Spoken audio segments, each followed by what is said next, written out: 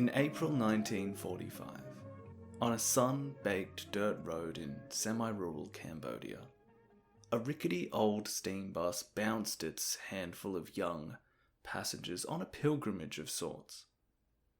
The students from a recently built boarding school in Kampong Cham, which bore the name of a recently crowned king, the college Sihanouk, they were using an extended summer holidays to visit the grandiose remains of Cambodia's medieval golden age, Angkor.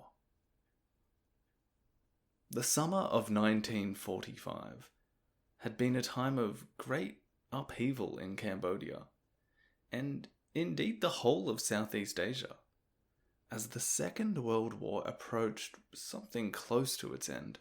The Japanese troops that the collaborationist Vichy French regime had allowed to be stationed across its colony, well, they enacted a quick and decisive coup de force, an action which effectively overnight removed the French from French Indochina. The boys, sitting on the steam bus eagerly awaiting their destination, represented a kind of microcosm for the larger change in the Cambodian political landscape that had come from this newfound independence. First of all, the extension to their summer holiday, this reprieve from the strict and disciplinarian French teachers who had been physically interned by the Japanese forces. Well, this was all a direct result of that coup. So, just like their country, they were, for the time being, enjoying some freedom. Their usual lessons, all taught in French, as the boys were discouraged from speaking Khmer in the classroom, well, they had taken on a somewhat unintended effect, as the disproportion between lessons regarding the greatness of France compared to the underwhelming state of the French Empire was hard not to notice. Not only had the European state itself been practically absorbed by Nazi Germany, but its grasp on colonial territory like Indochina had been severely weakened. In fact, the very province that the boys were travelling into, around Siem Reap, had been lost to Cambodia's western neighbour in the Franco-Thai War of 1941. Cambodian nationalism would have its own summer holiday in 1945. The removal of the French and the subsequent defeat of Imperial Japan, this allowed the Khmer, who hadn't tasted an independent moment like this for the better part of a century, well, they could experience an unrestricted growth of nationalist sentiment, and for the effects of this political energy to entrench themselves within sections of that society. Fitting then that the close circle of friends that made up a kind of drama club, I guess we could say, at the college Sihanouk, well, they had decided to use their time over this extra school holiday to perform at a couple of towns around Kampong Cham to raise enough money to visit the medieval capital of Angkor, basically the physical embodiment of Cambodian nationalism. One of the students on this trip would later recall, quote, "When we had enough money, we rented a charcoal-powered steam bus and set off. It was 180 miles to Siem Reap, and it took us 2 weeks to get there, and another 2 weeks to get back. Every couple of miles a tire would burst, and each time that happened, we would all clap and shout for joy, because that meant we could get out and explore the villages. The village girls always received us warmly, because for them, college boys like us were really something else. Sometimes we spent the night at a peasant's house, but more often we slept under the bus. We spent 3 days in Siem Reap. It was tiny then, just a few Chinese shops and nothing else. One night, we put on a performance to earn some money for the trip back. Most of the time we spent going around the temples. Angkor thrilled us. It took our breath away. This sounds like a classic summer holiday, right? It's got everything: a sense of independence, excitement, new places to explore, unexpected adventures, and girls too. And if that trip for the boys from the college Sihanouk had been a kind of coming-of-age film, especially the kind they used to make in the 80s and 90s, there's a good chance it would have had one of those endings, where they have a freeze frame on some of the main characters in the story, and they tell you where they ended up, like, oh, Wayne ended up pursuing his dream of being a banker. And if it's, more of a comedy, it would have the class clown. Oh, Gus, yeah, he ended up inventing a new kind of fragrance and became a fragrance billionaire, or the president, or something like that, just before the credits or during them even. And if we were going to make this film about this summer trip, this summer adventure, we could do a similar thing. We could do a freeze frame on a young man dressed as a traditional female dancer on stage, a crowd laughing and clapping him along, and we could have the caption say, Khieu Samphan went on to become a head of state in democratic Kampuchea. He is currently on trial for crimes against humanity, genocide, and grave breaches of the Geneva Conventions. And then it could pan over to the fun, loving character that we all grew to love in the movie we just watched. He's operating the curtain ropes while his friend is on stage, and he's got a big smile on his face. And the caption for him would read, Saloth Sar, or Pol Pot, went on to become the leader of the Khmer Rouge, widely considered responsible for the deaths of 1 in 4 Cambodians in the late 1970s. And in this freeze frame, standing next to Sar, was the boy who was his best friend throughout the movie. And the caption would read, Lon Non would end up being promoted several times due to his brother Lon Nol becoming Prime Minister of Cambodia in 1970.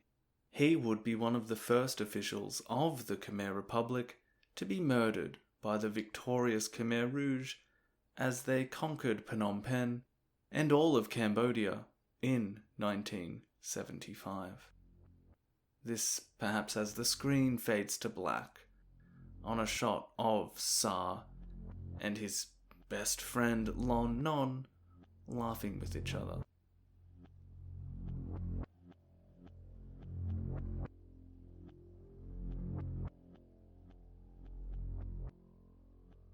Sometimes you get these small world vibes when you study Cambodian history.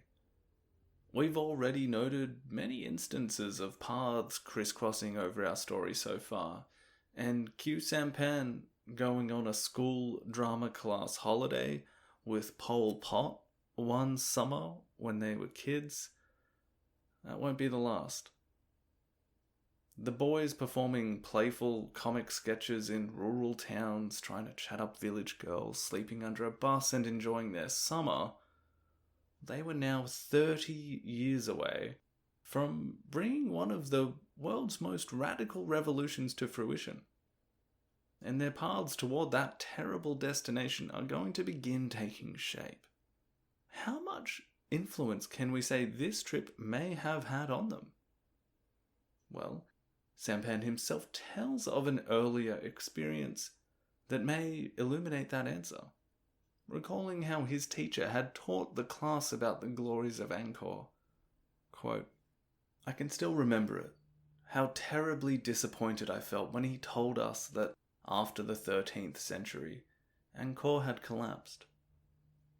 one must never underestimate the effect of these centuries of decline on our national subconscious.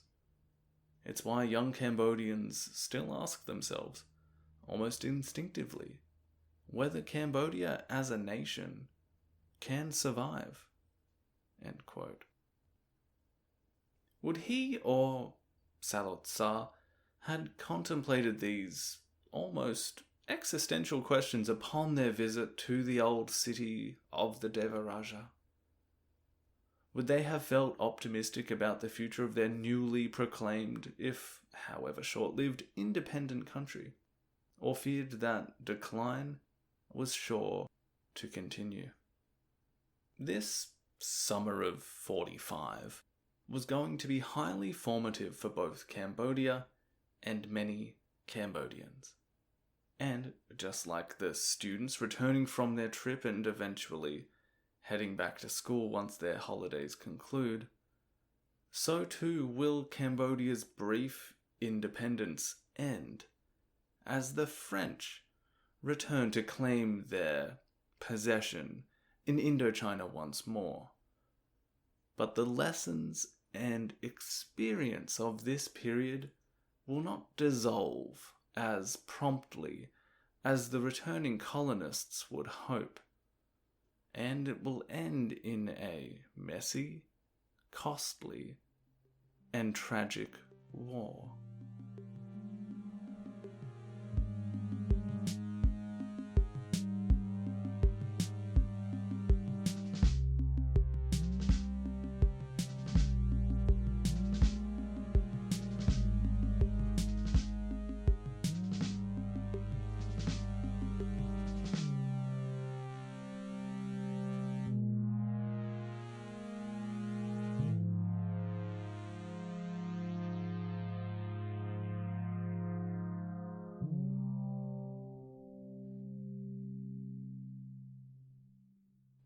Hello there, and welcome back to In the Shadows of Utopia, the Khmer Rouge and the Cambodian Nightmare. My name's Lachlan Peters, and in this episode we're going to dive into an extremely important period of Cambodian history. Last time out, as was briefly alluded to in that summer of 45 introduction there, we had explained another crucial part of the story. The Second World War and its associated impact in the region of Southeast Asia.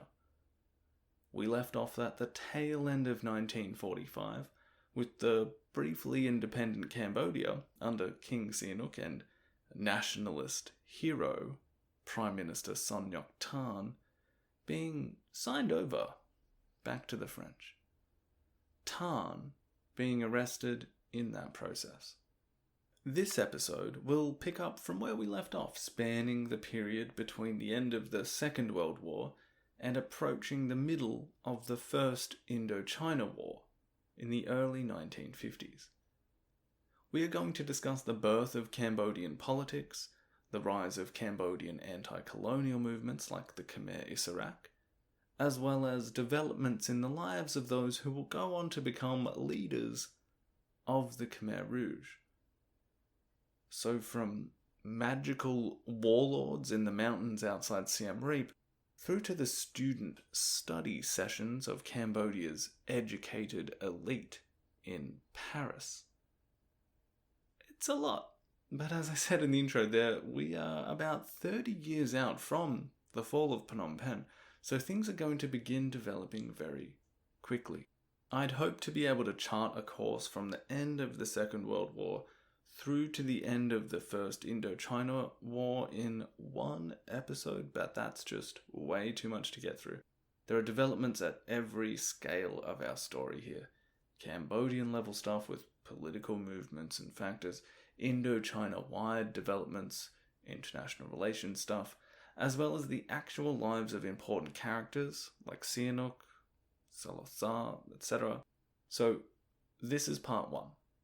More focused on Cambodia and the characters. Part 2 will continue that, but also fill in more details about Vietnam in particular and the wider context which is leading us into the Cold War. Before we get started, once again, a big thank you to the show's Patreon supporters and those who have donated via PayPal. It is a huge help and something that I'm extremely grateful for. For more information, feel free to visit the website www.shadowsofutopia.com or follow me on Twitter.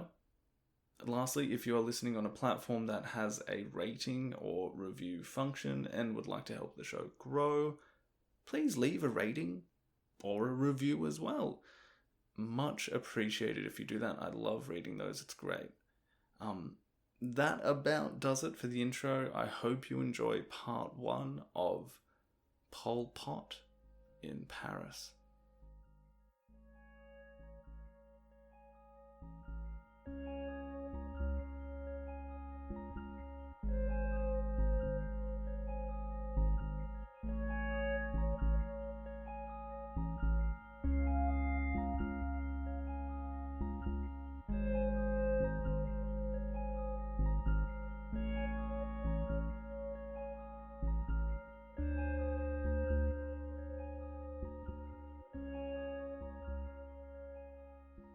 So I've struggled over a few drafts for this episode to find the best place to start.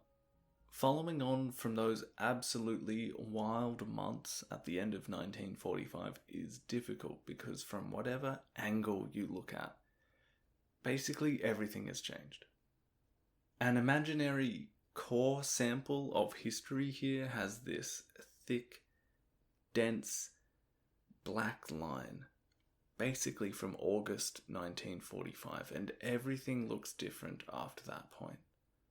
And that is probably literally true as well, not just a handy metaphor. I'm fairly certain any actual core sampling of our planet would reflect in some measure the use of atomic weapons and represent a drastic change for the potential survival of our species from that point onward. But for our story, we also have the emergence of the 2 new superpowers after the war, this bipolar system that international relations moves into. So that's kind of where I've found the difficulty, trying to choose which scale to start at, in an attempt to just set up where everything is at. Like, something as large as international relations has changed. But so has the politics of the states we are interested in, and so have the lives of the people who will affect our story. In this historical hurricane that I've been harping on about, we have effects as big as, El Nino beginning to take shape, but also that old adage, like the flap of a butterfly's wings, yada yada yada. Should I start with the grades that Pol Pot gets in 1947, or with the Potsdam Conference of 1945? One listener recently described me as being addicted to context, which is a label that I kind of love. But for someone who is a contextaholic, I guess we could say, this part of the episode had me grinding my teeth. I think the best place to start that will give us a medium dose of context is with the French. Their aims after the Second World War give us a window kind of into both scales, and an effect on each as well, the small and the large. So France and the region formerly known as French Indochina. In 1945, this situation looks something similar to an abusive husband returning from jail to the family home. He's brandishing a marriage certificate as if it were a proof of ownership to a wife, or let's say wives in this example, to include the various parts of the former colony. And he's saying, "Look, I'm back, and if you don't like it, that's too bad," as he dumps his bag of belongings on the floor. And like many people that might fit that bill in some way, they also wouldn't consider themselves abusive. If anything, they might think that the way they treat others is for their benefit. But there had been changes since France was in jail. that same kind of abuse was no longer going to work quite as much, and the power they think they have is simply not there anymore. The biggest change they're coming home to, if we put it like that, as we saw in the last episode, was in Vietnam. I mean, even that word is kind of important. A new nation state comprising the 3 territories that France had designated Cochinchina, Annam, and Tonkin. Well, they were now all part of the Democratic Republic of Vietnam, as declared by Ho Chi Minh. As Christopher Gaucher notes in his excellent History of Vietnam, quote, 2 new nation states and 2 new nationalist leaders had thus emerged from the Second World War. The French Republic under de Gaulle and the Vietnamese one under Ho. Both men had real charisma and both held opposing yet strong feelings about the future of this Asian territory. This was a dangerous mix. End quote. Charles de Gaulle, the guy who was getting France back on track after the Vichy era, he and other senior members that were steering policy at this time had no interest in the kinds of commonwealth that Britain was setting up with its empire. Instead, they envisioned something called colonial federalism as the system they were going to employ. The French, as we've kind of seen throughout the series, were not very fond of having any dialogue with the native populations living in these lands. They don't ask what they think would work best going forward.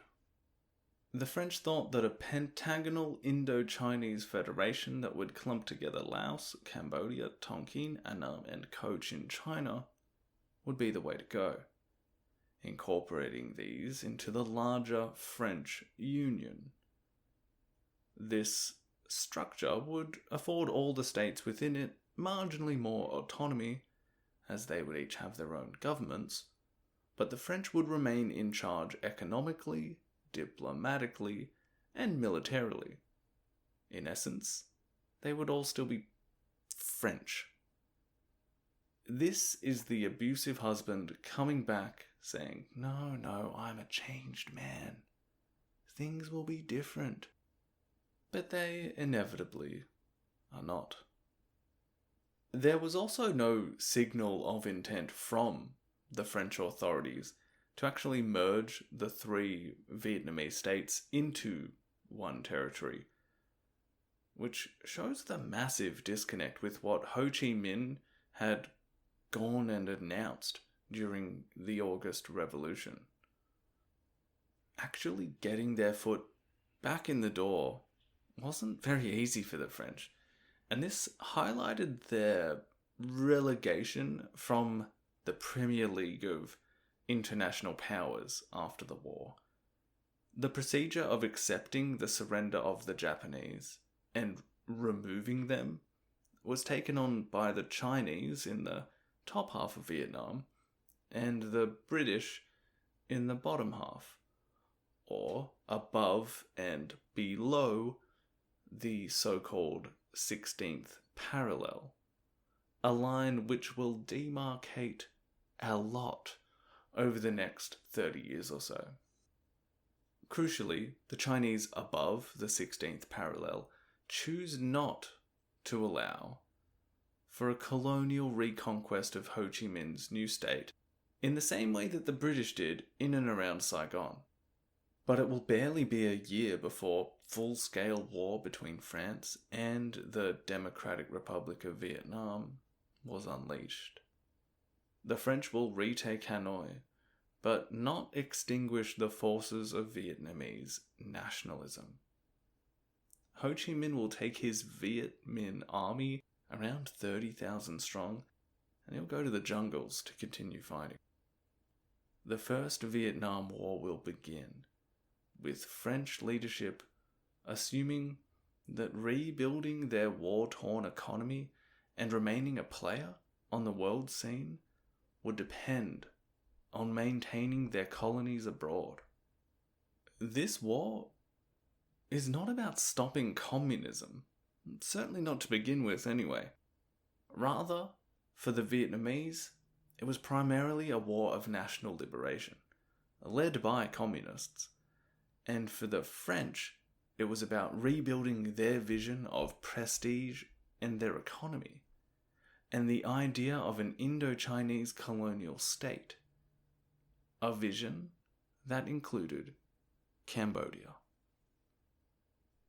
Cambodia's royalty, like in Vietnam, had declared independence at the behest of the Japanese in 1945, but not gone on to do so quite to the extent that Ho Chi Minh had.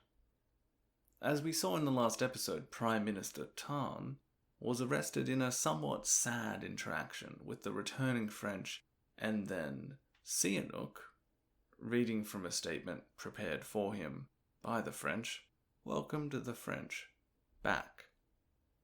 I always think it's kind of funny, some of the smaller things that stick out when a country is almost changing hands like this over such a short period of time. Like, the French come back and they see that some of the street names have been changed. You got to change them back, naturally.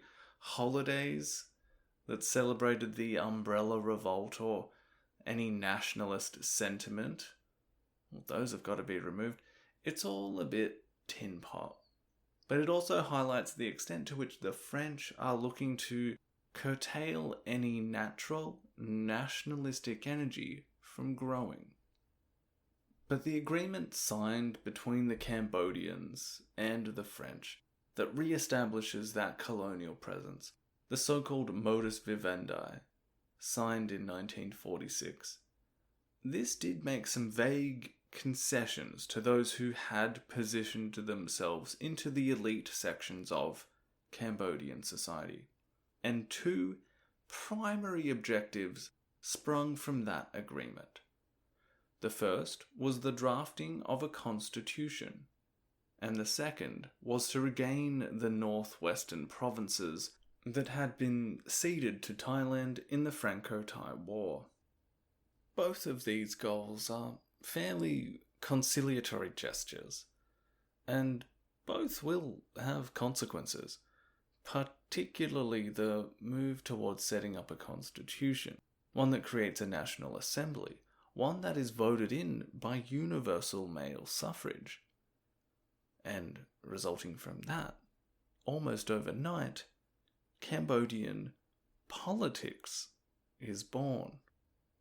Up until this point, we had kind of just had the French in control of things, making money off the top, while the Cambodian royalty was more or less just there, more symbolic than anything else, a tool used by the French to cement their own power.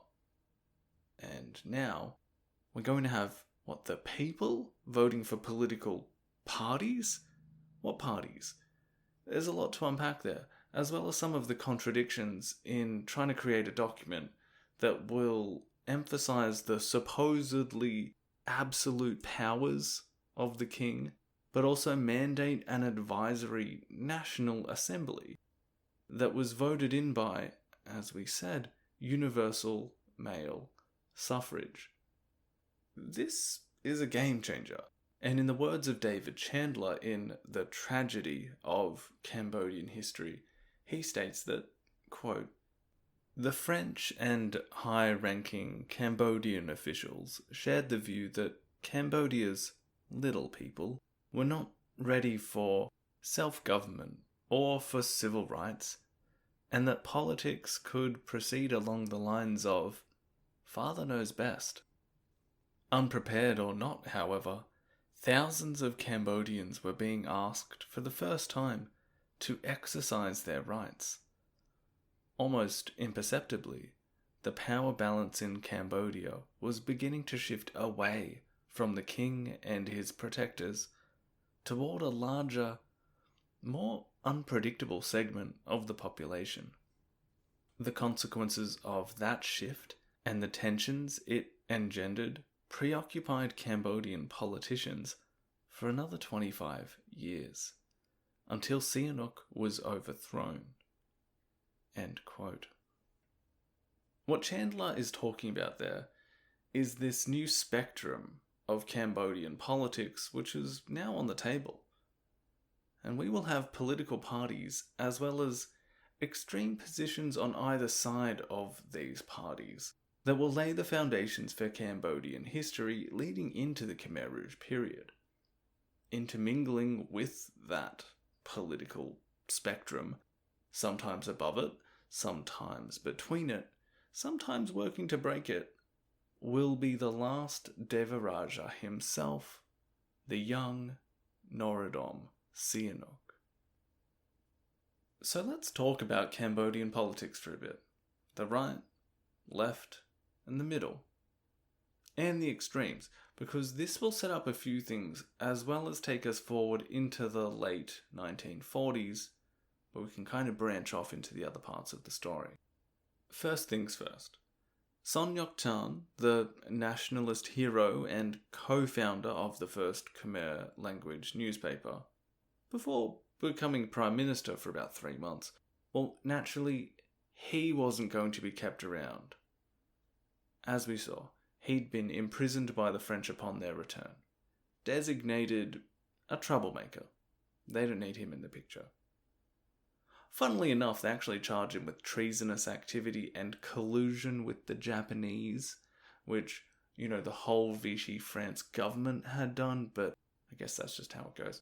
Eventually, he is kind of sent back to France and more or less sentenced just to house arrest. He does a law degree, and we'll see him again in the story soon. But the point is that there's no central figure left over from the 30s or 40s that's going to already just have enough cachet to just be a massive politician in this post-war period.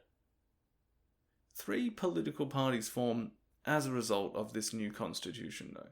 We've got the Democratic Party, led by Prince U Thevong, the Liberal Party, led by Prince Norodom Norindet, and the Progressive Democrats, led by Prince Norodom Montana.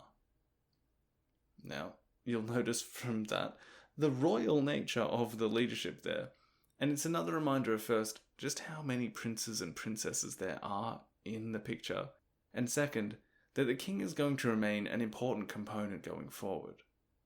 Now, the Democrats are the really interesting party in this early period, as the other two are kind of short-lived and vaguely representative of just conservative or French interests, and they're not going to figure much in our story right now.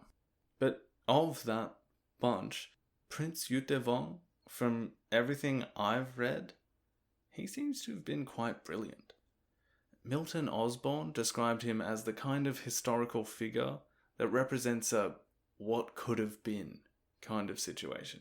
He becomes the leader of the Democrats and had just returned to Cambodia after having spent almost half of his life in France. He was only 33 in 1946, and he had a doctorate in mathematics as well as a reputation for intellectual integrity. He was not anti-French and had married a French woman.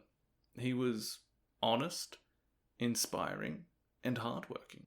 He was able to connect with the French authorities through the various circles of friends he kept in Paris, but he had been away from Cambodia so long as to not have been trapped by some of the patron-client relations that many other members of the elite had in Cambodia. This put him in quite an appealing position to many young Cambodians, as he represented a kind of alternative to the colonial regime and the collection of puppet rulers that had been installed, but also to the family-oriented sluggishness of the traditional Cambodian elite, in the words of David Chandler. He seems like the best of both worlds, but he was able to operate between them as well. Now, the Democratic Party also drew from a more diverse crowd than the others. This crowd included links to that nationalist movement of the 1930s, like Sim Va, who was a former editor of Nagaravata, as well as members of the educated elite and the Buddhist monastic order. This placed the Democratic Party as the direct descendants of the movement that had begun proper in 1942 and 1945. In a way, they just take up the mantle from those early Khmer nationalists. They had a clear set of ideas, a national organization, and could take advantage of patronage networks. Remember these strings, or kasai, that permeate through Cambodian society. They had these networks through students and schools and Buddhist monasteries. The same people that were drawn to the ideas of Son Ngoc Tan or Pak Choan would be drawn to the Democrats, those who would be seeking independence sooner rather than later, and who may also, overtly or not, support more radical moves toward that goal, goals which groups like the Viet Minh or the Khmer freedom fighters, the so-called Issarak, were trying to achieve. The Democrats certainly represent the most progressive of the new political parties, and their strong leadership, connection with the community, and ability to take advantage of the leftover nationalist sentiment that was created by the Nagaravada group. All of this puts them in the strongest position when that first election comes to pass in 1946. They achieve a landslide victory, winning 50 of the 67 seats. Basically, enough to give the Democrats the impression that they had a mandate to rule the country, to achieve their aims. Now, these aims are going to come into conflict with the person, or semi-divine being, rather, whose power is enshrined as absolute in the constitution that's eventually put in place. And also with the French, who are still genuinely in control of things. Sihanouk never had the best relationship with the forebears of the Democrats. His relationship with Son Ngoc Tan was poor, particularly after that strange little coup against the king, which saw Tan become prime minister for that brief period in 1945. And Sihanouk now becoming less the playboy puppet and more the eccentric political unit he will become over the next 30 years, well, he's a bit put out by the big victory of the Democrats. And in his memoirs, he was scathing of Prince Yugoslavian and the demos, as he called them. Now, I've come to realize that I've called the young king enigmatic on a few occasions throughout the show. Probably not the right phrase. He isn't very mysterious. He gives a lot away, in fact. He's more manic than anything else.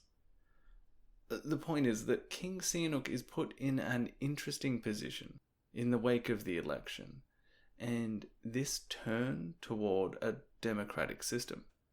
He was also brought up in a French education system, so he may have been uncomfortably aware of the parallels between the young Louis XVI and himself when deciding to go along with some of these moves toward liberalizing the political system. In the words of Philip Short, quote, Sihanouk's motives were mixed.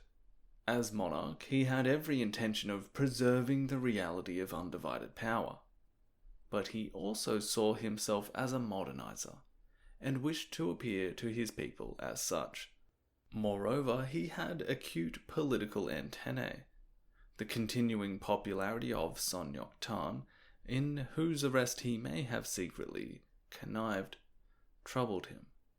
So did the nationalists' whispered criticisms over the renewal of his entente with the French following Japan's defeat. By deciding to grant his people the right to involve themselves in the political process, he hoped to refurbish an image that had become tarnished. End quote. We will return to this power dynamic between the king and politics more in the next episode, but that's the basics of this early foray into Cambodian political pluralism. But what might be of more interest to us now is to set up the fringes of this system. Probably a bit early to deem them far right or far left, and they're probably further on the spectrum than either of those sides in any case, but it's on these edges, almost literally as well, on like Cambodia's borders, that we will find the growth of alternatives to the colonial system.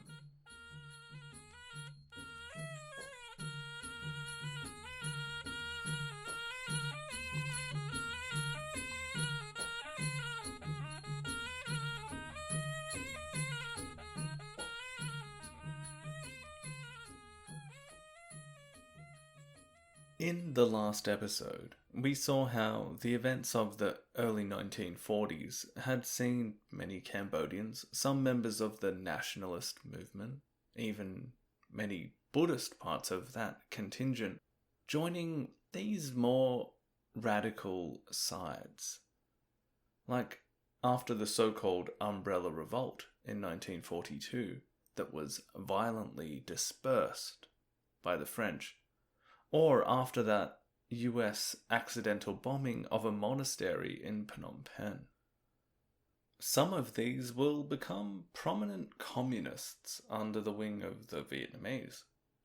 Some will go the other way and find refuge on the other side of Cambodia, with the Thai.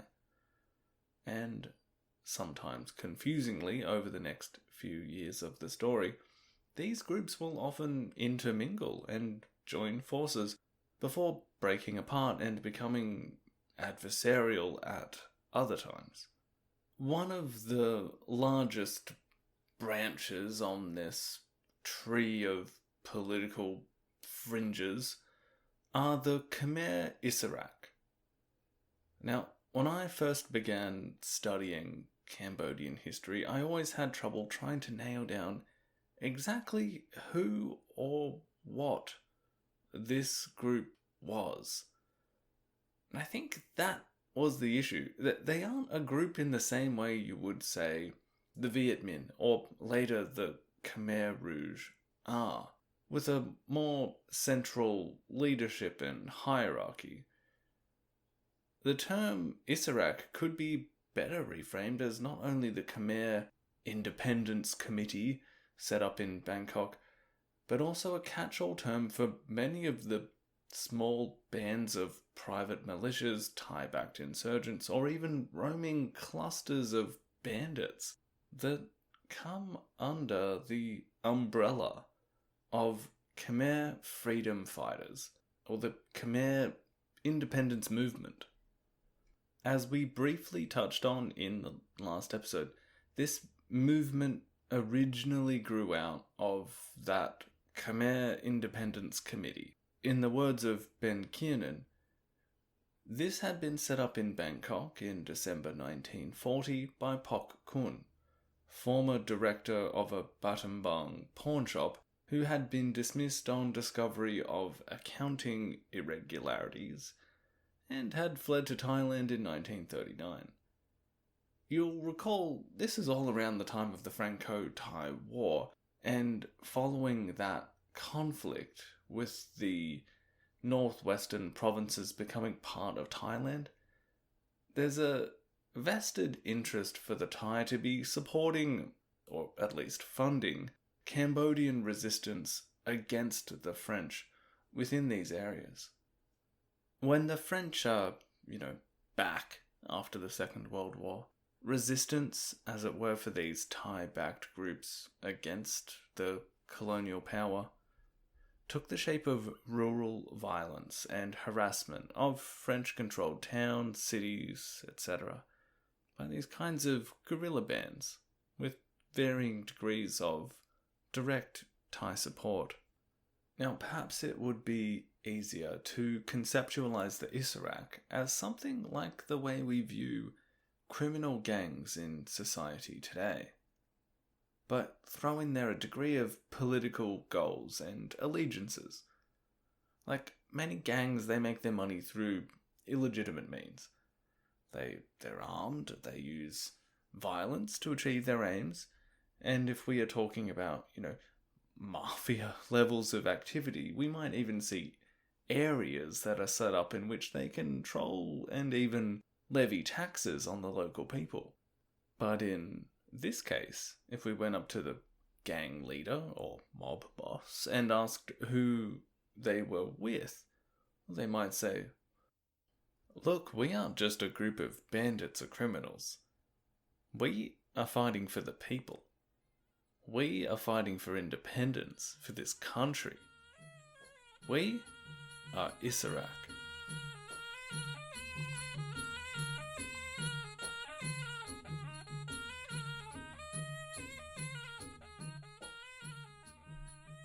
To give you a concrete example of the kind of mishmash of people that are going to be operating under this Issarak banner, on the morning of Sunday, April 7th, 1946, a group of about 50, armed with old-fashioned muskets and a couple of machine guns, they attack the Grand Hotel in Siem Reap.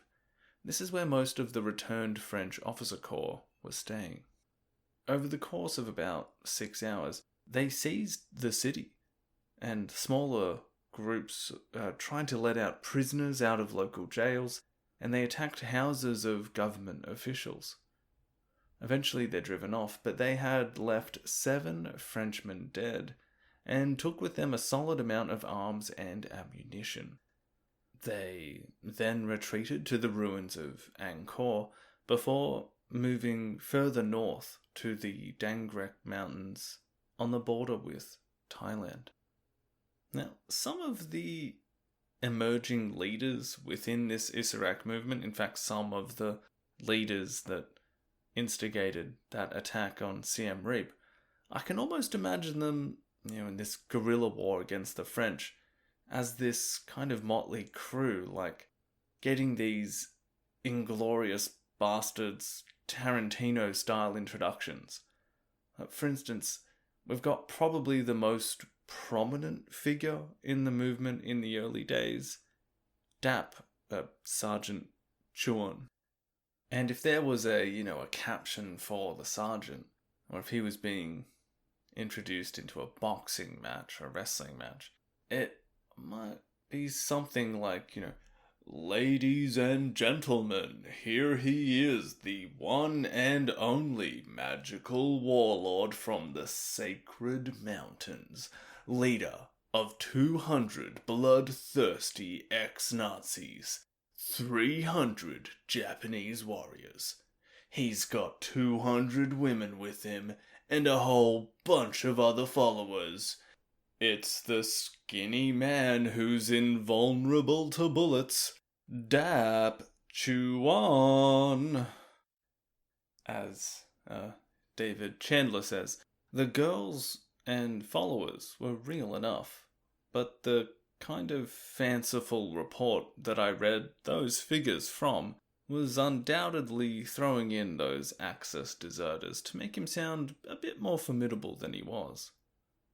Yeah, Sergeant Chuan. The guy got the name from his time in the Cambodian militia and defecting to the Thai army and then being sent back into the provinces of Cambodia around Siem Reap, the Kulin Mountains in fact. That's where Jayavarman II first proclaimed himself as a universal monarch. There's a fair bit of history there. That's where he's able to build this following among the locals. He becomes a warlord, essentially, and in many rural areas of Cambodia, you'll notice that people that can gain infamy there will often be able to translate that into supernatural powers as well. Dap Chuan, Dap simply means sergeant in Thai. He will linger in our story here and there as one of the larger figures in the Issarak movement. And he's fascinating. He's got this extremely thin physique and apparently deep-set, unblinking eyes. And these feats of strength that he would perform, which apparently demonstrated his supernatural abilities. His wife was also a sorcerer that could provide him protection from bullets. Like I said, it's great stuff. It's got this almost fictional ragtag group of misfits try and maintain an anti-colonial resistance movement kind of vibe. Make a great movie. And he isn't the only character either. This relatively well-armed force that attacked Siem Reap was also led by a member of the royal family, Norodom Chentorangsi. The young prince had found his way into military life in the Cambodian militias that were organized by the Japanese in the aftermath of their coup. He was the cousin of Sihanouk's father, and was a couple of years younger than the king himself. He had escaped to Thailand when the French came back at the end of 1945, and there he joined the Issarak. He also began amassing his own small private army.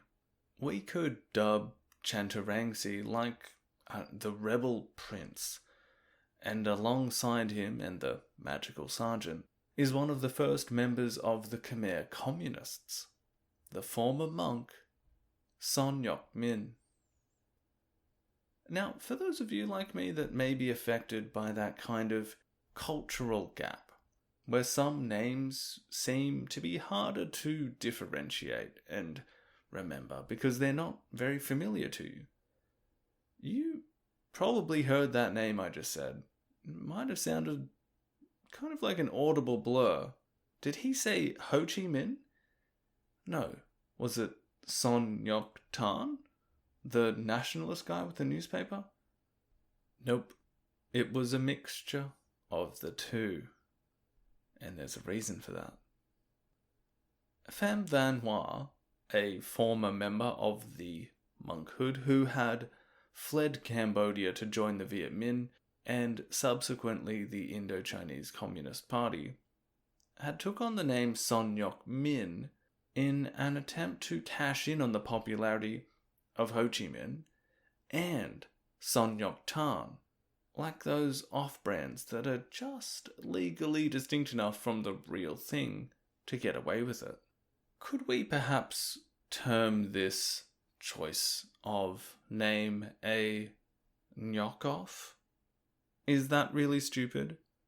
Maybe. But, we're going to put him in, we've got the magical warlords, we've got armed rebel princes, we've got monks turned revolutionaries, and we've also got some straight up bandits that we're going to throw in as well. One gang under the Issarak banner will be led by a man who French sources call a cheap hoodlum, named Put Chai. A repeat offender with a few jail sentences, the kind of guy who will shoot dead 4 police officers. Chandler says that he fitted the accepted image of a bandit, being a heavy drinker, a womanizer, fond of magic, cruel to prisoners, and protective of his entourage. He, like Dap Chuan, was also thought to possess supernatural powers. Chai will end up controlling a group of maybe 1,000 men by the end of 1948. And on the topic of magic, as it has come up a few times, just now, it may be worth illustrating the kind of thing we are talking about here. But in doing so, I will use perhaps the most extreme example. Now, this may be upsetting to hear about, so feel free to skip this section if you are sensitive to what amounts to a quite graphic practice. It's the infamous Kun Krak, the smoke children. Again, I'll reiterate that on the spectrum of cultural practices, as seen from an outside point of view, this rates as fairly extreme. I'm not trying to paint the rest in the same colour, it's just that this one is related directly to the kind of magic that might be employed by a warlord. Okay, this Kun Krak. Essentially, it's the practice of, I guess you could say, creating a magical talisman that not only protects its user, it can also do much more. The talisman, however, is made from an unborn fetus, one that is cut or ripped out of its mother, and as far as I can tell, usually by the father. The wife or mistress of this man dies in the process, and he will then mummify the fetus over a fire before taking it to a monk or other skilled magic user, who can then awaken it with an incantation.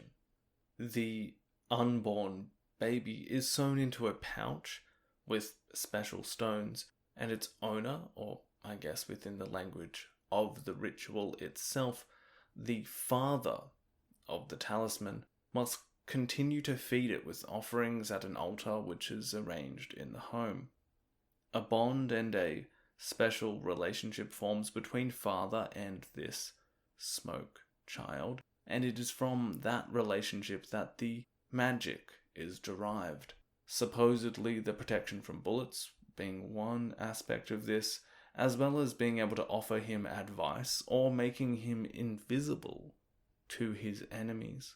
While researching this practice, I stumbled upon a blog post going over some of the details. It also pointed toward a website which described itself as one of the best and most trustworthy online stores for amulets in Thailand, where one of these Kunkrak amulets had been advertised in 2008. The listing was still there, as well as the photo of the amulet itself, which was quite confronting. The item was out of stock. The description relayed the fact that an old Khmer magic book was one source that the creator of the amulet was able to consult. Now, I realize that's a bit grim, but I thought I would mention the kind of practice that we would usually dub superstition. Well, it's still lingering today. And, well, one person's religion is another person's superstition, so it's all kind of relative there. But the point is that we shouldn't lose sight of some of the cultural context of Cambodia when discussing this historical hurricane. It's going to rely on forces from within and abroad. And yeah, if you think that someone in 2008 was happy enough to purchase this kind of amulet, then imagine how prevalent ideas about magic and sorcery may have been in rural areas of Cambodia more than half a century prior to this. But if we zoom out a bit on this whole Issarak movement, despite the involvement of some fairly nefarious characters, we can generally place their aims somewhere toward achieving an independent Cambodia. So, vaguely nationalist and anti-colonial, but not necessarily communist. Like, you've got bandits with patches of support from local rural areas, but you've also got Thai political groups involved. Then you've got someone like the rebel prince, like Chantarangsi, and then you've got straight up communists under that banner that have come out of the tutelage of the Vietnamese, like Son Ngoc Min, and the other monk we mentioned in the last episode, Tu Samut. The Viet Minh and the now clandestine Indochinese Communist Party had been recruiting extensively since the end of the Second World War, particularly in regions on the border with Vietnam, as well as in certain plantations managed by the French that relied a lot more on Vietnamese labour as opposed to Cambodian. You've also got students beginning to involve themselves in this movement, and many will become committed revolutionaries and communists, like Long Bun Rut, who was studying at a university in Bangkok and joined the Thai Communist Party, and he will eventually take the name Non Chea and become one of the most important members of the Khmer Rouge. This won't be uncommon either. Later, many who make up the ranks of the Khmer Rouge will have had some kind of experience in either the Issarak or the Viet Minh camp during this time. But for the most part, the intellectual elite and the younger students, mostly in Phnom Penh, they're going to be more drawn to the new Democratic Party rather than these fringe elements. For now, that is. It's all quite a rich tapestry. Eventually, different Issarak groups, both from the Viet Minh side of things and the more Thai-influenced side, or what we could deem, I guess, the communist and non-communist anti-colonial movements, although that's oversimplifying to a degree, well, they end up creating a unified Khmer People's Liberation Committee. But I would consider it to be a fairly fractured group with no central organisation and only half-baked plans, aside from generally roving about, trying to steal or purchase arms, and in some cases, like with Dap Chuan, you've got someone more or less just trying to create power for themselves. But what we've got here is a scenario where the French are engaged in fighting. They are certainly not in complete control in all of Cambodia, not to mention the situation going on in Vietnam. French outposts or supply trains will end up taking enough hits here and there that they may even need to be letting some of these larger areas come under the control of the Issarak, so they aren't running the risk of local security forces being killed and their arms and precious ammunition falling into these anti-government hands. And it's not all rosy Robin Hood stuff either. These kinds of civil conflicts can rarely be boiled down to good versus bad, even if you consider the French presence in Indochina to be unethical. It doesn't necessarily mean that those working against that project are justified in whatever means they choose to use. Ben Kiernan, in How Pol Pot Came to Power, mentions the political degeneration of the Issarak as they slaughtered over 100 members of a Catholic majority village near Battambang in November 1946. Philip Short, in his biography of Pol Pot, even mentions this meme of killing people who wore glasses, mostly associated with the Khmer Rouge, actually beginning with these Issarak groups who were persecuting those bearing this apparent mark of education as some kind of obvious link to the French, and killing them as an act of anti-imperialism. But what are we talking about here? We've got magic men, Thai-backed Viet Minh, organised communist warlords, princes, bandits. Then in the places under control of France and Phnom Penh, you've now got a national assembly led by the Democratic Party, but who in the end are kind of, at least supposed to be, under the power of King Sihanouk. But in reality, it's still just the French who maintain the real power.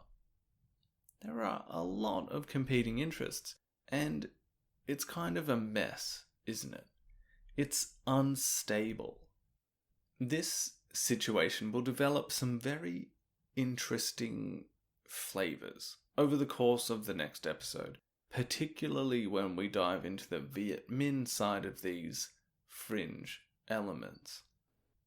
Because the not so subtle ways that the Thai were supporting the Issarak will dry up as we approach the 1950s, and this is due to a change in policy by a new Thai government, as well as the negotiations of the French, which see the northwestern provinces of Battambang and Siem Reap given back again to the Cambodians.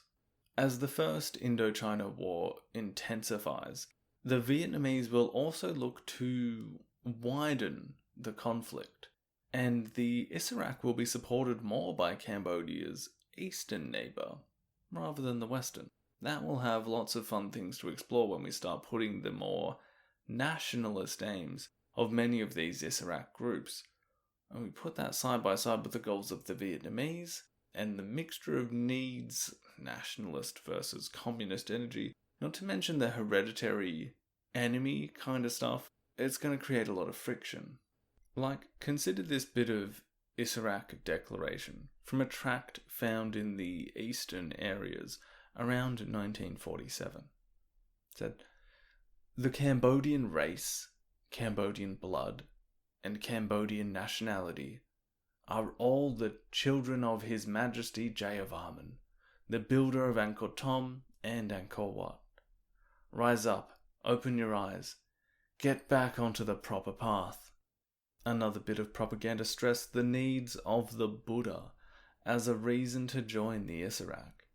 This is highly nationalist rhetoric, stressing the grandiosity of the Cambodian past, which is usually not something that will gel particularly well with A, cooperation with the Vietnamese, or B, the internationalist orientation of Marxist-Leninism as being taught by the Viet Minh. Again, this theme will feature prominently in part 2 and all the way through the rest of this series. But let's zoom out even more here and just try and put into context what we've been talking about and how everything is starting to fit together. So we've got the French coming back and trying to introduce some reforms on their possession in Indochina. In their eyes, perhaps kind of patronizingly letting the natives play politics. And we have this spectrum where there's a moderate kind of center where attempts are being made to progress Cambodia toward some kind of functional independence via political advancements. This is represented by a group like the Democratic Party. Then you've got these other extreme positions, where this is trying to be achieved through force and anti-colonial violence. And then, kind of outside of that, outside of these earthly ambitions, you've got King Sihanouk, who is at this point still kind of biding his time. He wants independence too, but in a way that's going to preserve his interests the most. And above him, well, you've got the French, and they're willing to fight a long and dirty war with the people of Indochina if it means that this territory remains in their possession. Now, in 1947, perhaps the what-if moment that Milton Osborne referred to in regard to Prince Yuttavong of the Democrats occurs. The prince dies, and one of the most politically adept persons within that central, moderate position on the political spectrum is taken out of the equation. The Democrats don't really recover from this blow either, the party falling into fractious elements without their impressive leader there anymore. And despite them holding power in the country's new National Assembly, they simply won't have the power to effect much change, and certainly won't be able to achieve independence through their own means. But independence for Cambodia is coming, and the path that this country charts toward it will overlap with the formative years of many who will become central to the eventual Khmer Rouge leadership, including our somewhat mediocre student, returning from his summer holiday at Angkor.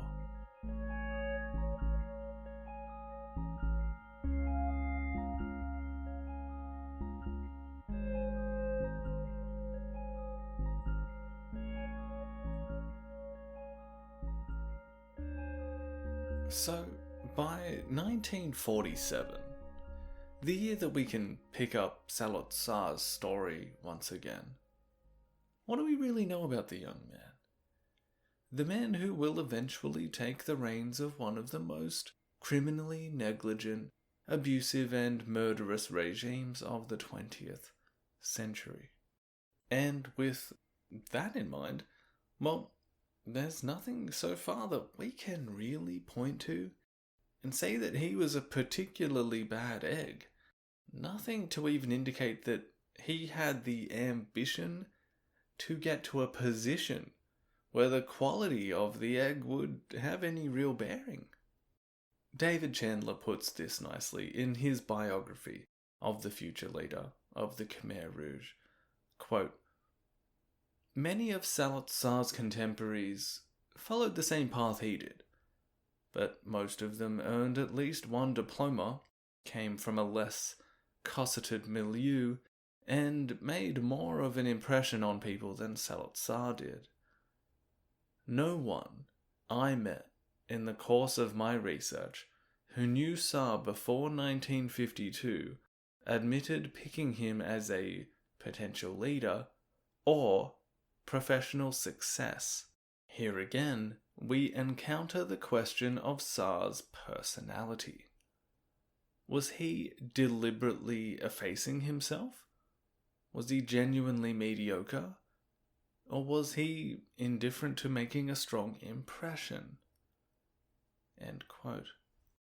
There are a few things to pick up on in that quote that we have gone over. Like, he didn't come from a particularly poor background. Sure, his family was not part of some big land-owning urban class, but they were not on the bottom strata of Cambodian society either. If we remember the discussion about village life in episode 7, Sar's family would have been positioned somewhere near the top of that social hierarchy because of the amount of paddies they owned and the fact that they were not simply subsistence farmers. They were turning their surplus into profit. They also had connections to the royal family, and by this time sent a number of their children to Phnom Penh to work in and around the palace, or, as we've seen, to become entwined in the bedchamber of the king in some way or another. Sar had received multiple levels of education by this point. In 1947, only a few thousand other Cambodians had progressed as far as he had. He is 22 by the time he makes his way back to Phnom Penh to gain entry into the prestigious Lycée Sissoat, a school that a fairly mediocre student like himself was probably lucky to get into, perhaps owing to some of the disruptions that had lingered from the Second World War. And at 22, I mean, that seems fairly old to a modern audience. You know, someone still in high school at 22? There's a lot of factors at play here, including the time he was originally sent to school, as well as being held back a few years. And from what I've read, this is a fairly normal part of the culture to change the date of birth to correspond to the admittance of elementary school. So, officially, he's only 20. But the point I'm trying to make here is that, well, he's not a kid anymore, is he? He hadn't had a job by this point. Certainly nothing that would have provided a soul-crushing experience of capitalism, or even colonialism that other revolutionaries might have faced.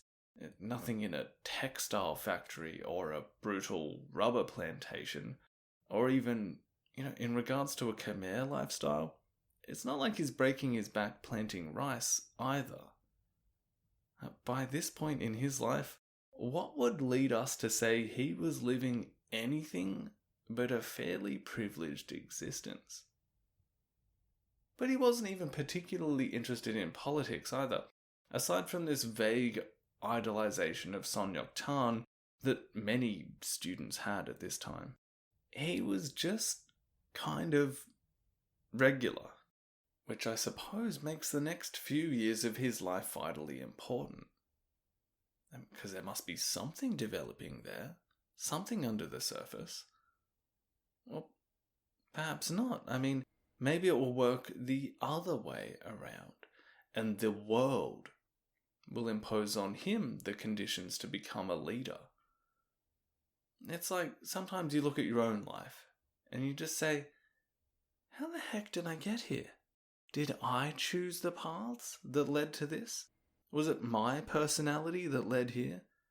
Or were there doors and the ways through them being opened without me even knowing?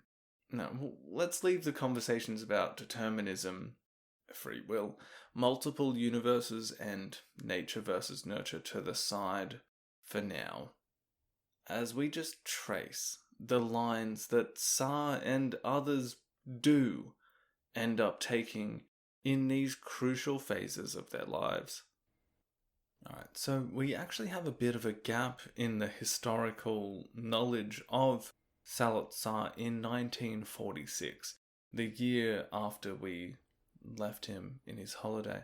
But we know that he is back in Phnom Penh by 1947, because he and a few of his classmates from Kampong Cham pass an entrance exam to get into the Lassi Sisawat, as we touched on just before.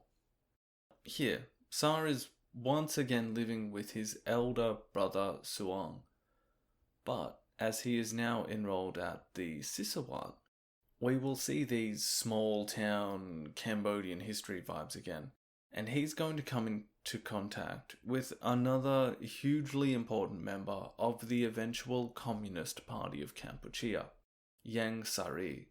Now, we introduced Sary in the last episode. He had spoken about the Monks' Rebellion in 1942 as giving him this introduction to the meaning of the word nation, which I think already gives us a kind of clue to the political switched honoredness of himself as opposed to Sar in their late teens. They'll become friends, but it's interesting to compare them at this point, considering where they will end up. Like, Ieng Sary seems to fit the idea of a would-be revolutionary much more than the boy who would end up being Pol Pot. Ieng Sary seems like the classic intellectual Marxist. Sary was born Kim Tran in a Cambodian minority district of southern Vietnam. He lived a much less sheltered life than Sar. He was born to a prosperous landowner, but when he was very young his father died, and the family fell on hard times. His mother managed to send him to elementary school, but at the age of 14 he was put to work selling ferry tickets at Nek Luang, on the outskirts of the capital. Eventually, with the help of a brother who had secured work at a provincial governor's office, he was relocated to Prey Veng province, where he was adopted by an elderly Buddhist teacher named Yang. He did exceptionally well at school and went to Phnom Penh to pursue a further education. He was awarded a scholarship in 1945 to attend the prestigious Lassi Sisawat. By the 1940s, he had developed a passion for politics and was devouring writings by French Enlightenment figures like Voltaire, who stressed the kinds of political developments that were sorely lacking in Cambodia. So, while Sar had become part of an intellectual elite just by dint of continuing his education to a level beyond which the vast majority of Cambodians hadn't, not to mention his fortuitous links with the royal palace, Sary strikes me as a genuine intellectual that would naturally be drawn toward politics and changing the country. But like many others, he will befriend Sar during their time together as students. Probably drawn to him in the way you are to any kind of affable, easygoing person in high school. Sary will, from an early stage, join the cause of the Democrats, like many other students and alumni of the Lassi Sisawat, and he will begin volunteering for them and helping out with their activities.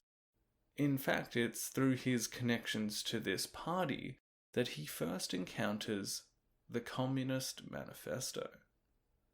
This taboo text had been brought back to Cambodia by the former leader of the Democrats, the brilliant Prince U Devang, and had been passed on to his brother after his death.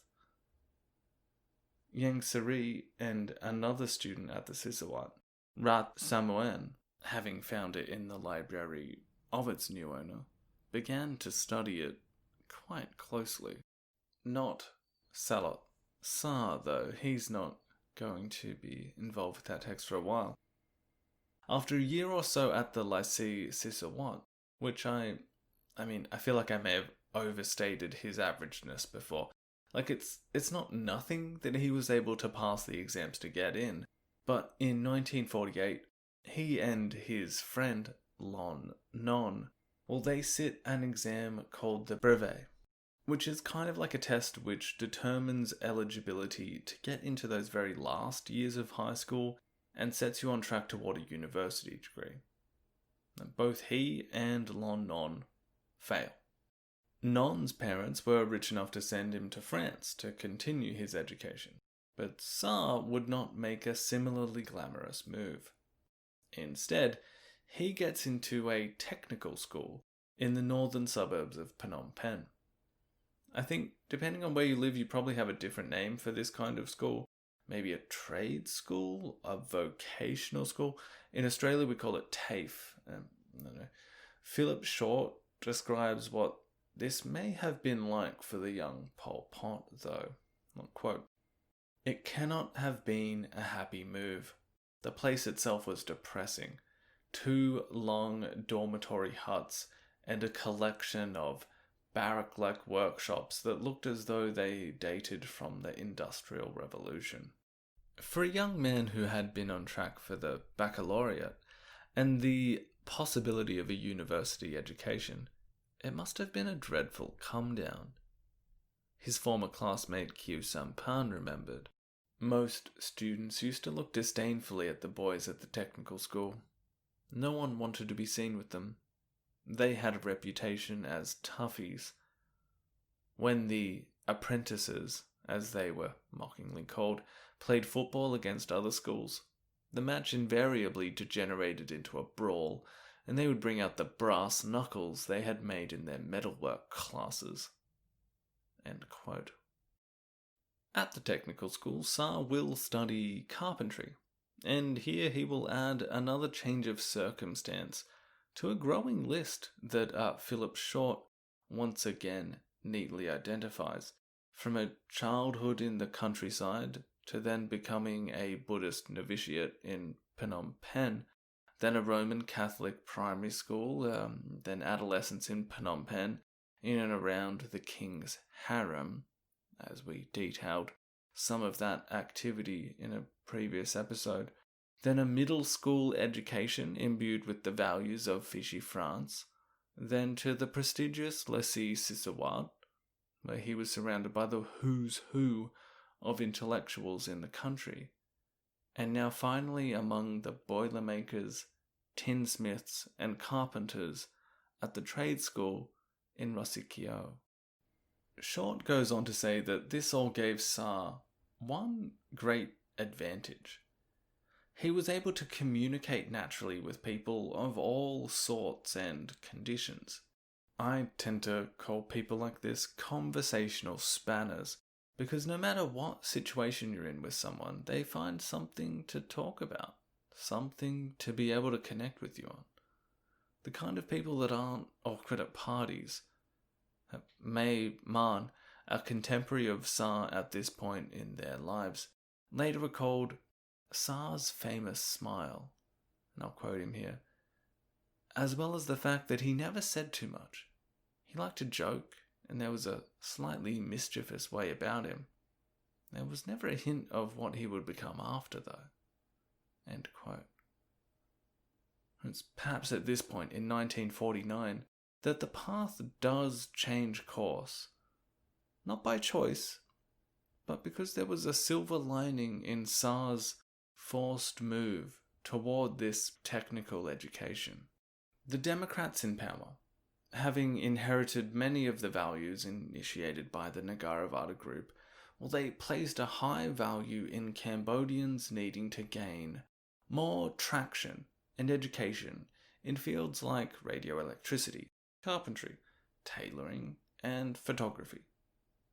These were all filled by ethnic Vietnamese in Cambodia, and they thought in order for the Khmer to progress, they would need to start taking these industries for themselves. This was even thought of as one of the most important steps toward independence. So in order to facilitate that change, they organised for a number of scholarships to be granted to students at the technical school so they could pursue further study at French engineering schools. Saloth Sar was going to get one of those scholarships. His brother Suong would later deny that Sar was awarded this because of the connections to the royal palace, and other historians might point to the friendship between Sar and Yang Seri, having led the Democrats in charge of the selection, to maybe look at Saloth Sar favourably. Perhaps it was just down to his good grades, and the fact that he was fluent in French, and an ideal candidate to keep up this technical training abroad. Whichever reason it may have been, Sar was going to become, once again, part of another extremely minuscule elite. At this point, fewer than 250 Cambodians had been trained abroad since the beginning of the century, including those sent by their families without government support. It was such a big deal, in fact, that he and the others awarded this privilege were going to get an audience with the king. By August of 1949, King Sihanouk had become more active in domestic politics, as well as in his efforts to try and get the French to concede more autonomy to Cambodia. Before this, he had still lived a fairly self-indulgent life within the palace, still devoted to cinema, and now making his own amateur film dramas, something that we will return to again as this passion becomes quite consuming in the late 1960s. But due to a variety of factors in the kingdom, Sihanouk had begun stepping into the role that we're more familiar with him playing. Both the French and Sihanouk had grown disenchanted by the Democrats, as they began to suspect, correctly as claimed by David Chandler, that the new political party, well, they were trying to govern Cambodia without their supervision or advice. Amongst deepening financial troubles exacerbated by the activities of the Issarak and the Viet Minh out in the countryside, as well as the lack of any real movement toward independence, well, a multitude of factors led Sihanouk to become increasingly involved in Cambodia's politics. Whether this may have had something to do with trying to maintain his own position should probably be thrown in there as well. So it's against this backdrop that Saloth Sar and 20 other young men were summoned to the royal palace and lined up in their new suits. Each was handed an envelope in front of King Sihanouk, himself only a few years older, and it contained about 500 piastres, roughly $30 US, but enough to live on for about a month in Paris. It's not bad at all. It's fascinating little scenario here because we have two hugely influential figures in the same room, each with no idea just how much is about to change, and perhaps the roles that they are going to fulfill in that change. Saloth Sar, he's going to return from France as a revolutionary and a communist. Sihanouk, in the weeks following this encounter, he's going to continue steps toward his complete dominance of Cambodian politics when he utilizes a constitutional provision that states that all power emanates from him. Well, he uses that to dissolve the parliament, and he starts ruling by decree. This is another early lightning strike in the steadily advancing historical hurricane, and it would have illuminated the smiling faces of two young Khmer, one a king, one a student, roughly the same age, pleasantly exchanging an envelope.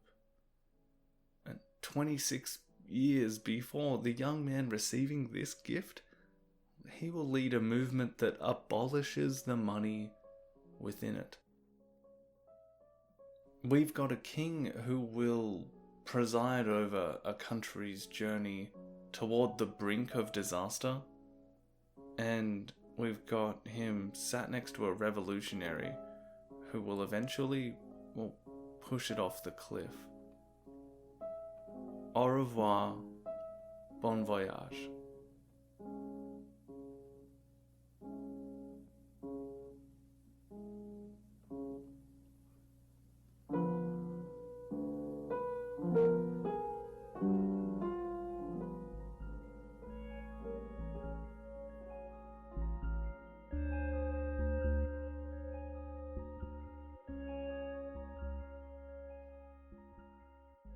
The day after the ceremony with Sihanouk, Sar and the other recipients of the scholarship travelled by bus to Saigon, where they spent a few weeks waiting for their visas before making their way to the port.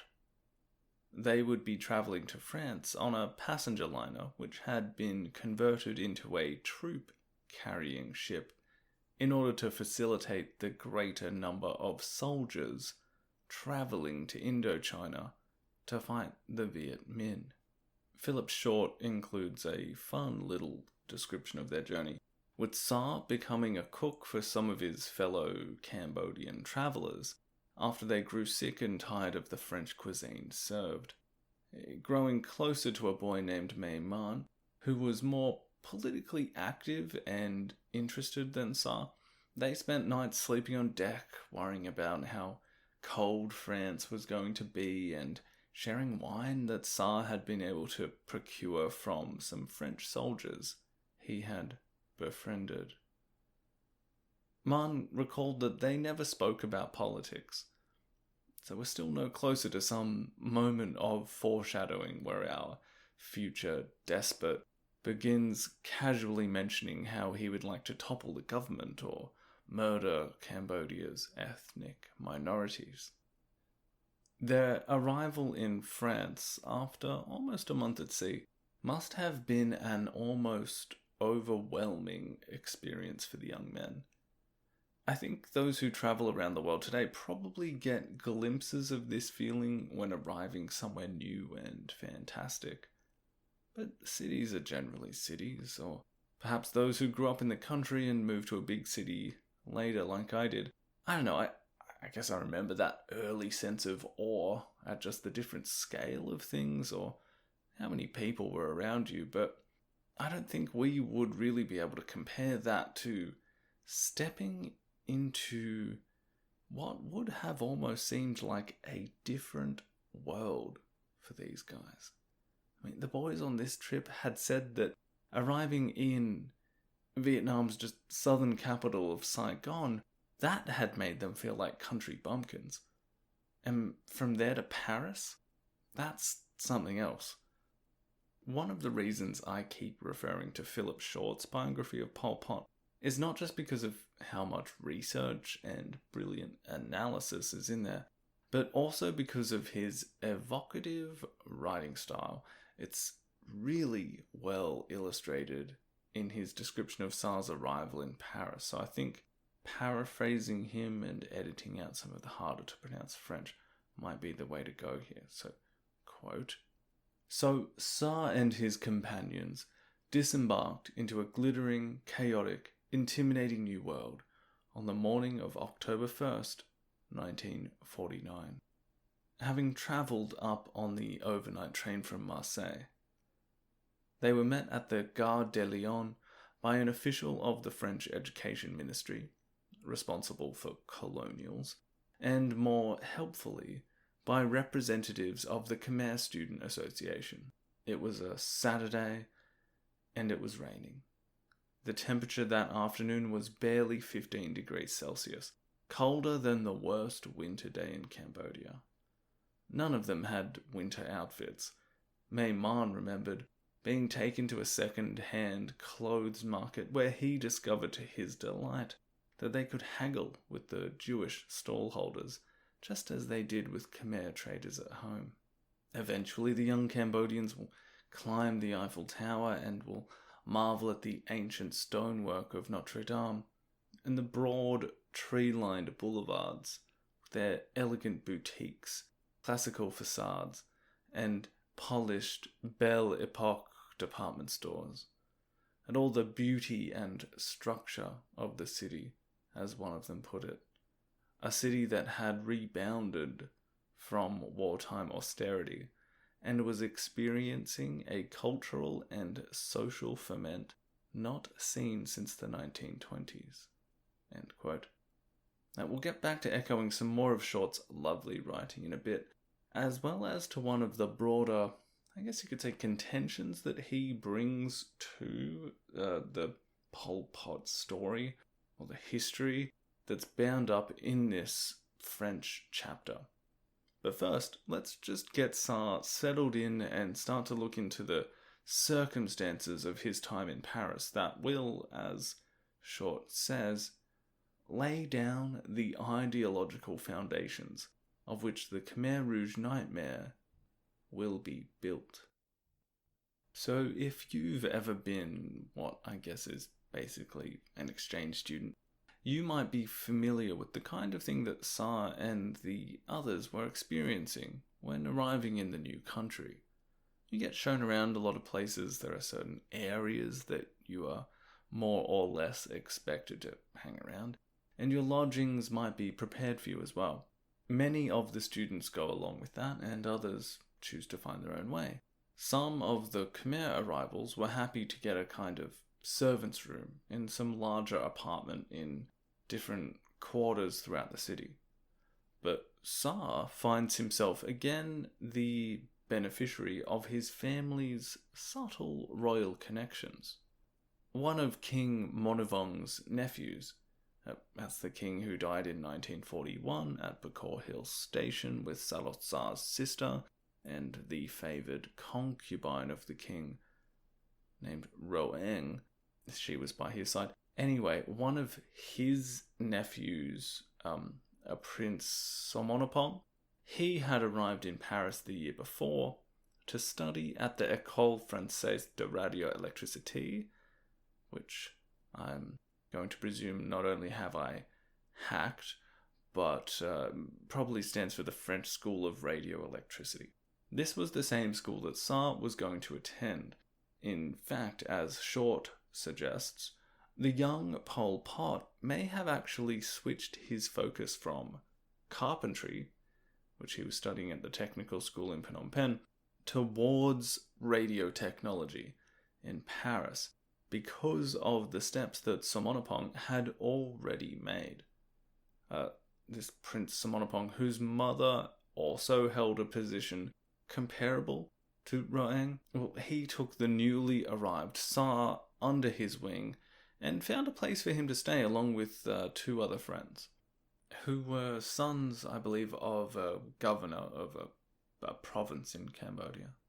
Now, I want to linger on that point just slightly again, because it's worth pointing out that Sar never referred to this royal connection in any recollections after his time in Paris, preferring to downplay the whole thing by saying he spent the first year abroad just living with a cousin. Again, we see this mix of a fairly humble background, but also continual circumstances that see him set amongst Cambodia's elite, this time in Paris. And it's never due to some kind of innate brilliance that sees his stock naturally rise to the top. He isn't self-made in the same way that perhaps someone like Yang Sari is. He seems to be able to ride his luck to an extent. I feel like we all might know someone in our lives that, they just have this good energy about them. Doors seem to open or opportunities seem to arise for a mixture of who they know and how much people like them. But it's also another example of how Sar is able to mix with different crowds. One day he's striking up friendships with French soldiers on a passenger ship. The next he's hanging out with sons of governors and princes in Paris. You can imagine a certain level of comfort and confidence that would come from these kinds of variegated encounters and friendships. But it also doesn't strike us as much of the life of a revolutionary so far, does it? I mean, compared to, say, Ho Chi Minh, who we spoke about a few episodes ago, he was almost born into that life, and it seemed like everything that happened to him served as some lesson of socialism that led him to Marxism and Lenin. He didn't come to Paris on a scholarship. He came because he was working on the boat. And at this point in the story, Sar, he just seems like a normal guy, making his way in the world. Nothing he is doing is really worth chastising or frowning upon. He's just being himself. Sar's first year in Paris was probably something akin to what many students living away from home experience. He joins the Khmer Student Association and helps out with their activities. He gets pretty good grades, indulges in the lifestyle. A lifestyle which would have been pretty wild at the time, I guess. This is Paris in the 1950s. May Man recalled going late one night to a cellar club full of bebop and jazz. Everyone dressed in black. These are the same clubs that, Camus and Sartre used to go. It's worth spending a little time on that as well. It's just the mix of the idea of Paris with the context of what's going on in the world in the early 1950s and how these guys are going to experience that. Philip Short, again, captures this eloquently when he states, quote, "Since the time of Beaumarchais and Voltaire, Paris has called itself, with fine indifference to the intellectual claims of other European centres, La Ville Lumière, the source of light and of enlightenment for the rest of the civilized world." End quote. I find this a little bit to be like how certain very famous football clubs will have a kind of motto, a philosophy, that's supposed to underpin their actions on the pitch. Certain clubs will have a reputation for playing a certain way, and might emphasize some past achievements or trophy or group of players that this philosophy comes from. Cities can sometimes act in similar ways, and Paris, as we have seen it numerous times throughout this series, and why I purposely included many of those instances, it's one of those cities. As Short said, this idea of a source of light, indeed the Enlightenment, as we saw in one of those earlier episodes, through to the kinds of values intended to be shown by the French Revolution, and even later by the Paris Commune. As David Chandler says in his biography of Pol Pot, quote, "The City of Light had retained a reputation for over a century as a vibrant intellectual centre. In 1949, artists, politicians, writers, philosophers, and musicians mingled in the contending schools of existentialism, post-impressionism, phenomenology, Gaullism, and communism, to name only 5. New developments in these fields, and many others, made Paris an intoxicating place for young people engaged in tertiary study, as did the city's traditions of liberty and revolutionary thought.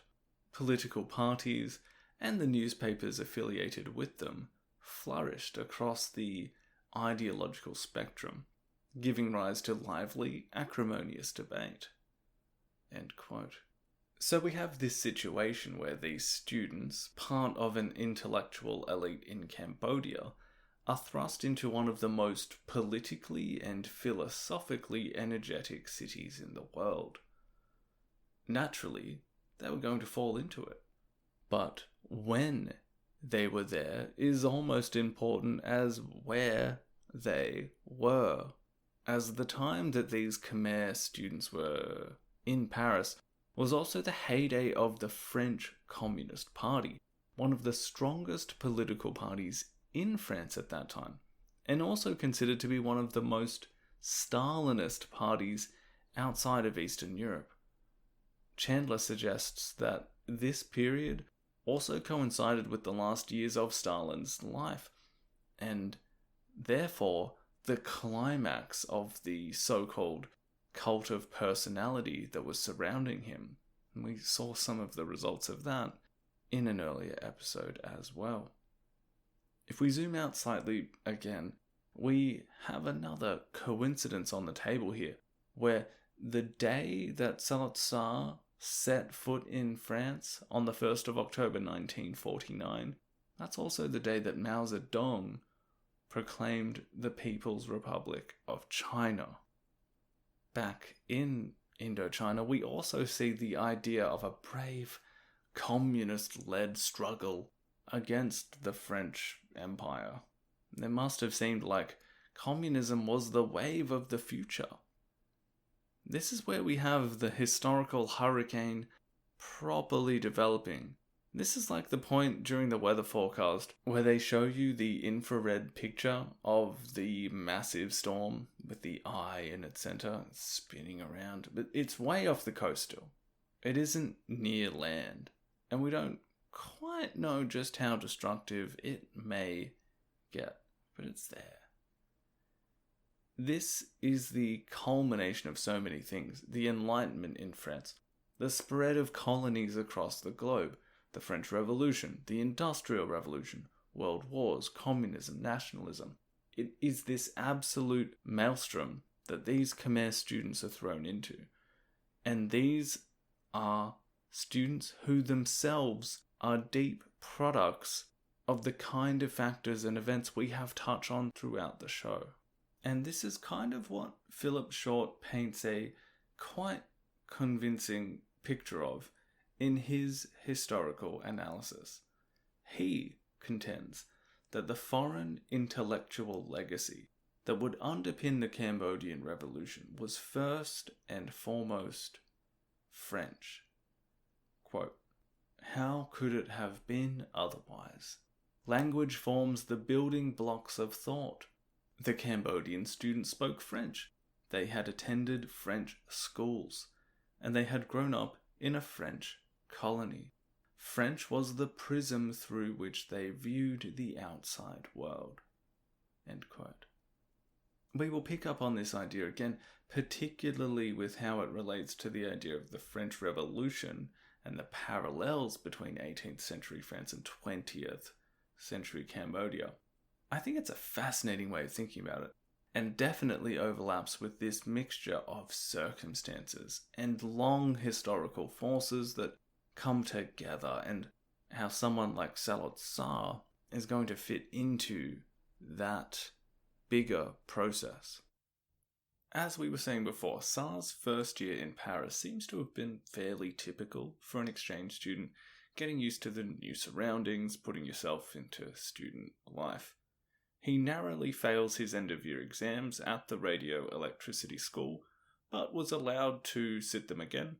Second time was better, and he was able to re-enroll for the second year.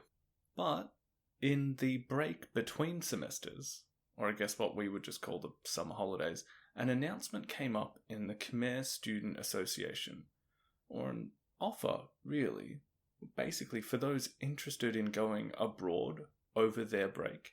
You could go on a month-long camping tour in Switzerland, or you could participate in an international labour brigade in Yugoslavia. This was basically volunteering to go and help with the post-war reconstruction there, which doesn't sound quite as fun as the tour through Switzerland. And perhaps the fact that Sar chose to join the student labour brigade, maybe this is a sign of his metamorphosis into a revolutionary. Well, not quite. See, the thing is, the Swiss tour cost 22,000 francs or something, like $70 US. Money that Sar definitely didn't have lying around. There wasn't much of a choice for him, really. And later he recalled, "I didn't have the money, so I couldn't do as the others and go to Geneva, or to the sea, or the mountains, and have a holiday there. A group of us poorer students went instead to Zagreb, and worked on building a motorway." So, as he says there, it's nothing fancy, but it's certainly an interesting way to spend your summer holidays as a student. In reality, the trip was kind of brutal. It began with a 48-hour train journey with lengthy stops and no food to be had, and the foreign volunteers that arrived were expected to participate in the manual labour 3 days a week, from 6 in the morning until noon. Apparently the food provided at the worksite wasn't very fulfilling either, but the students weren't able to get much better at local restaurants. Still, it's certainly an experience. One of the members of the Khmer volunteers on this month-long trip, a boy named Yang, wrote a letter to the Yugoslav authorities to thank them for the opportunity.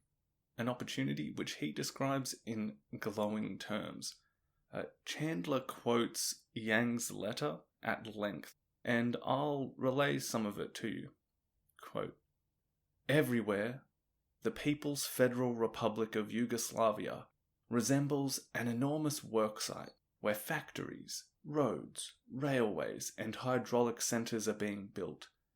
This effort is also worthy of praise because the strength of all the people, united around their leaders, gives them the chance of gaining successive victories, knowing that it is a question of national survival."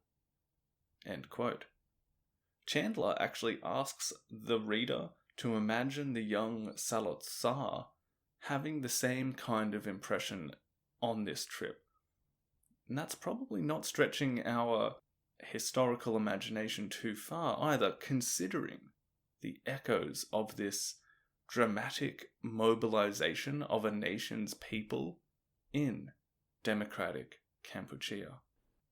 That summer, Yugoslavia was suffering from a severe drought and famine, as well as food riots and even a possible invasion from the Soviet Union, as their leader Tito had broke away from Stalin in this kind of national-based communism which had isolated Yugoslavia in a lot of ways.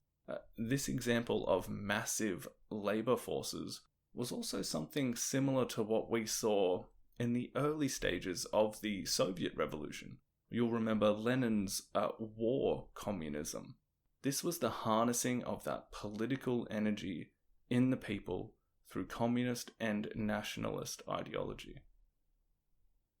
It's even interesting paying attention just to some of the phrases that Yang used in his letter, because ideas about national survival, winning successive victories for the state, as well as the notion of turning the country into an enormous worksite, all of this is foreshadowing the good intentions that underpin the grim reality of Pol Pot's vision of Cambodia.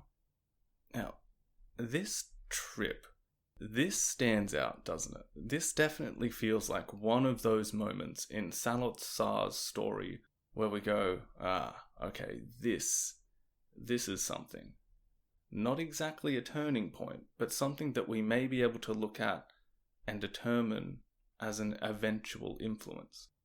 These more definitive turning points, they are approaching, however, and one presents itself not long after Sar returns from his summer break in Yugoslavia. Now, it may be a fairly mundane beginning to it, but it's something that a lot of us can relate to. It's a stressful time. Basically, Prince Somonopong, the guy that had taken Sar under his wing slightly and arranged a place for him to stay in that first year in Paris, well, he had completed his studies at the end of the previous semester. He was heading back to Cambodia. This left Sar with nowhere to live. It's at this point that he reconnects with Yang Sari, who had maintained his political activities with the Democrats before also heading to Paris to continue his tertiary education. In fact, it may have been due to Sari's involvement in a student strike back in Phnom Penh that he received the scholarship to come to Paris, with the democratic officials at the head of the Ministry of Education deciding who would get them and happily approving of his role in the demonstration.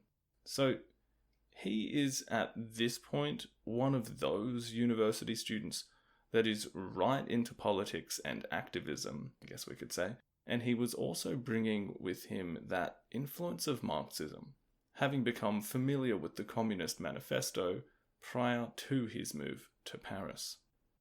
One of Sari's first moves upon arriving was to look up his old student mentor from the Lycée Sihanouk, a Cambodian by the name of Keng Vansak. He was a little older than the new arrivals to Paris and had been studying Cambodian linguistics. Vansak was a prominent member of this group of Khmer students who had been in Paris since 1946. Another one of these, what would you call them, like young elders of the students living there, was a man named Tion Mum. He was a member of the most powerful non-royal family in Phnom Penh, and he, like Vansak, was highly intelligent. Mum went on to become the first Cambodian to attend the Polytechnique, apparently the most prestigious of the French universities, which Philip Short describes as kind of like getting a first at Oxford or summa cum laude at Harvard. Both these guys will feature in our story quite a bit, but for now it's more important just to get across, or in my eyes at least, this idea of a student group of Cambodians who have carved out a little society for themselves in Paris. You might have had a similar experience in your life if you've ever moved to a new city or made some large-scale upheaval, and you might tend to gravitate toward people that perhaps you knew back in your hometown or friends of friends that maybe made the same move, or there's perhaps a group of expats living abroad. Tion Mum and Keng Vansak kind of represent that for me. Like, they would have seemed that bit older, wiser, and more attuned to the conditions in Paris, and seem to have played that role of mentor in some vague fashion. But it's Sari. Once he arrives, he goes to get in touch with Vansak as they had this close relationship back in Phnom Penh. He helps him settle in, and it is at this point that Sari mentions that one of his friends was desperately looking for a place to live. Vansak, who was soon introduced to Saloth Sar, he was in a position to help out. He arranged for the young man to move into a room above a wine shop, which doubled as a cafe. It was on the corner of the Rue du Commerce and Rue Letellier. Now, a quick look on Google Maps, and I feel like the building might still be the same one. It might be an optometrist's or a clothes shop. It's kind of hard to say which corner shop was the one on this four-way street. But anyway, the room itself back then was pretty dodgy, the bed being the only item of furniture provided, but when you are looking for a place to stay, soon enough literally anything becomes a perfect fit, doesn't it? Anyway, Sar moved in straight away, and Vansak seems to have taken quite a liking to him, as most did, and he lent him a chair and some pots and pans. His wife, a French woman named Suzanne, even came to help Sar as he suffered from flu over the winter. Vansak strikes me as kind of an eccentric genius, a genuine intellectual, but someone who had lots of ideas about lots of different things. He was drawn to the left side of the political spectrum, but he was also fiercely nationalist and anti-royal.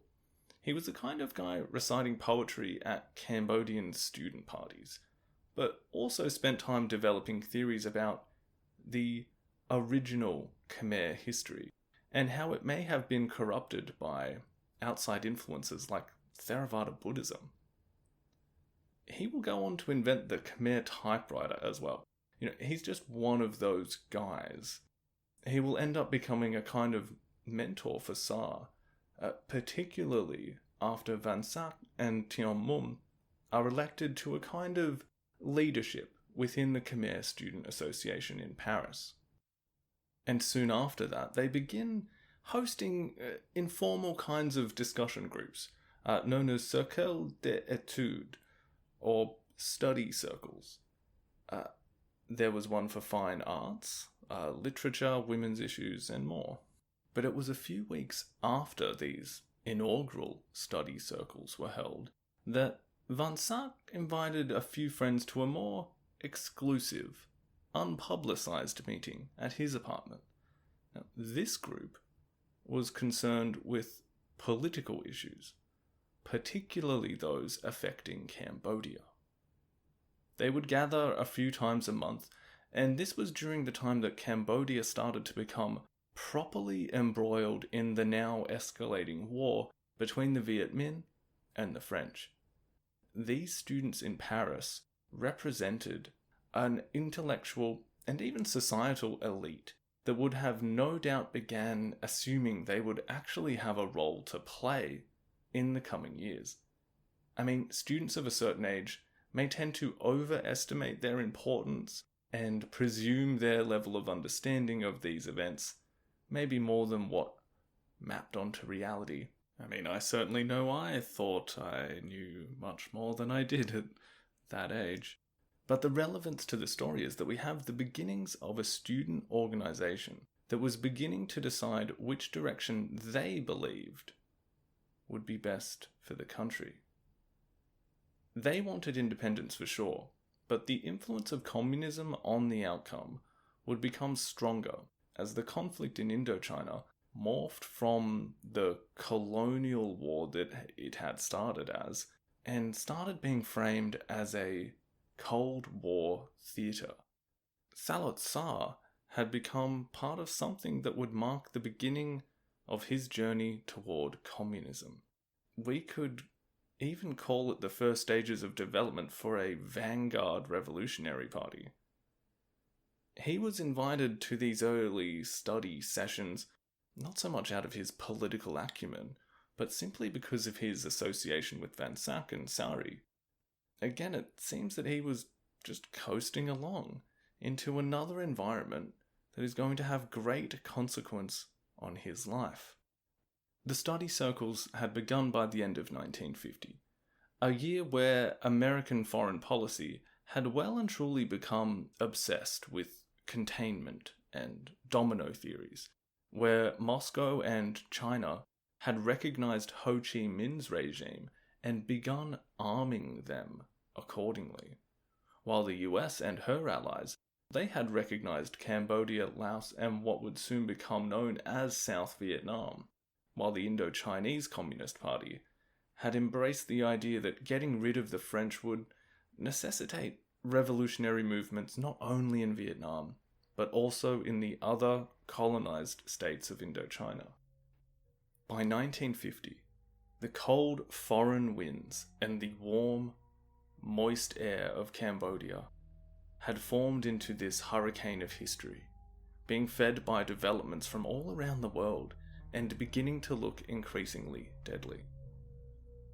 In part 2, Indochina will be firmly in the middle of a war, and it is against that backdrop that we will explain Saloth Sar's path toward communism, Sihanouk's crusade for independence, the entanglement of Vietnamese interests and revolution in Cambodia, as well as the end of the First Indochina War, and the development of the Cold War in Southeast Asia.